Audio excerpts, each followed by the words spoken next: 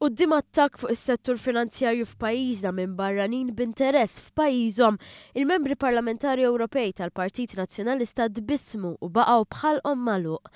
Ma tkellmux ukoll meta l-blogger nazzjonalista Daphne Caruana Galizia qalet li s-sistema trid tkun żarmata minkejja l-impjiegi relatati ma' dan il-qasam. Dikjarazzjoni li tfisser teddida fuq eluf ta' impjiegi li minnhom jiddependu bosta familji. Sostnit dan il-Gazzetta Kulħadd li spjegat li waqt li f'pajjiżna kien hawn il-Kumitat Pana jiskrutinizza s-sistemi ta' tassazzjoni f'attakk li seta' perikola eluf ta' impjiegi, pajjiżna ma tantx sab għajnuna la minn Ivan Camilleri ta' Times of Malta u l-Google Group ta' Tonio Fenek u lanqas Caruana Galizia li tkellmu kemm felħu kontra s-sistema Maltija.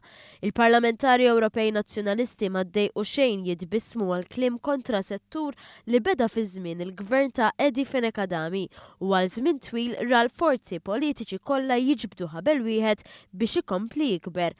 L-akkuża kontra Malta hija li pajjiżna huwa tax haven iżda dan mhux minnu għax Malta hija ġurisdizzjoni onshore u dan huwa konfermat mill-Kummissjoni Ewropea u l-OECD, l-Organizzazzjoni Internazzjonali li għandha x'taqsam ma' kwistjonijiet ta' governanza. Malta m'għandha l-ebda segretezza fejn jidħlu kontijiet bankarji u fil-ħtieġa tista' tgħaddi tarif dwar barranin li jgħixu hawn Malta lil pajjiż li ġejjin minnu.